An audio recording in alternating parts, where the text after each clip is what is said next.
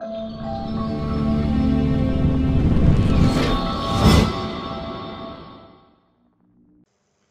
you on the play or are you on the draw? It's normal for almost all opening hands to look better when you're on the play. And it's probably true that your standards should be a little bit higher on the draw, but you shouldn't be too extreme. The fact is that getting to go first is a huge advantage in Modern, and whatever decision you make with your mulligan is not going to change that. So I caution you not to under mulligan when you're on the play or to over mulligan when you're on the draw.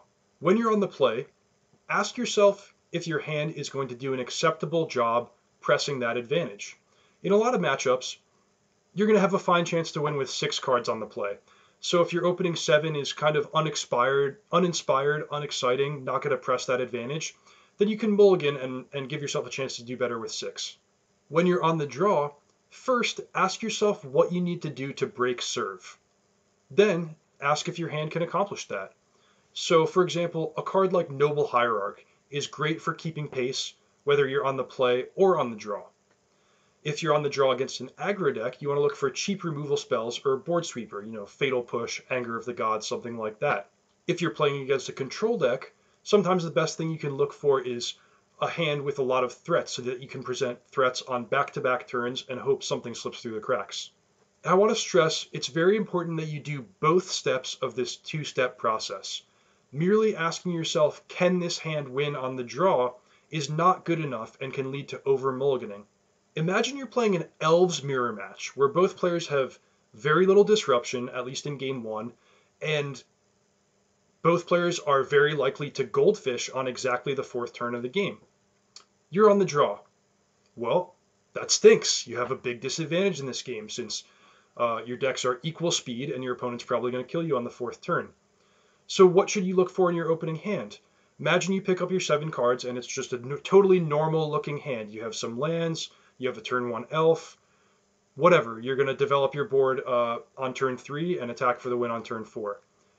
That's probably not good enough to win because you know what? Your opponent kept 7 cards and they're probably going to kill you before you get to your 4th turn.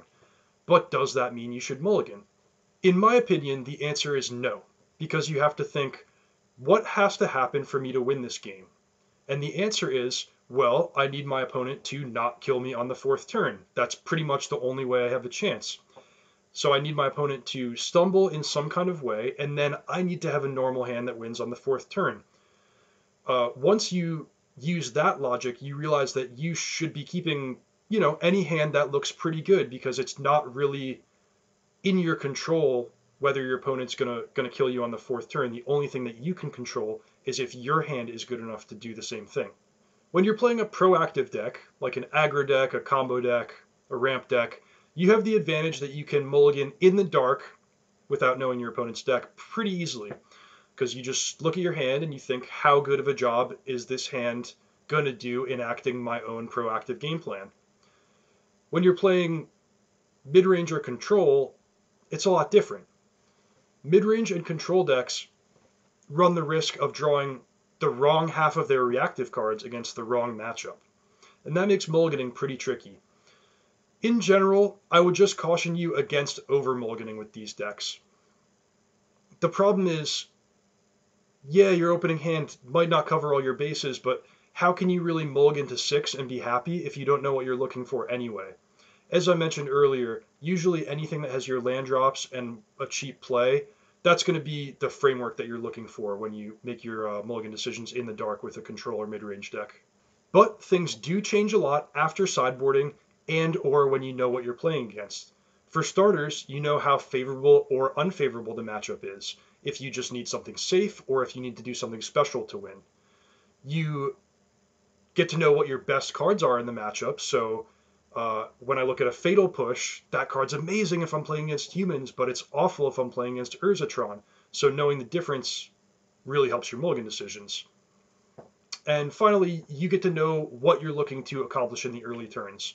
When I'm playing against a control or a ramp deck, I really want that Thoughtseize into Tarmogoyf draw, but when I'm playing against an aggro deck, I usually just want to spend my early turns killing their creatures. In a big tournament like a Grand Prix, you usually won't know what your opponent's playing in the first game. But after sideboarding, things change a lot. you get to know exactly what you're bringing in for the matchup and how strong those sideboard cards are. I just want to give you one example. Imagine you're playing against Dredge. In the first case, you get to board in 5 cards against your Dredge opponent, a bunch of Grafdigger's Cages, Rest in Pieces, whatever they might be, cards that are great and you feel really confident in your ability to win if you draw them. Now you open on a just the average looking 7-card hand that's not particularly great for the matchup and doesn't have one of your hate cards. Well, you could probably make the judgment call to mulligan that hand, because if you pick up 6 cards and you see one of your super powerful hate cards, that's going to be much better than your opening 7. But now consider a slightly different case where you only have 2 hate cards, or even less than that. Now you pick up your opening 7, it's a normal looking hand, nothing great, nothing terrible. That's probably a hand that you should keep in this slightly different example, because when you only have 2 hate cards for the matchup, you can't really count on seeing one when you mulligan to 6.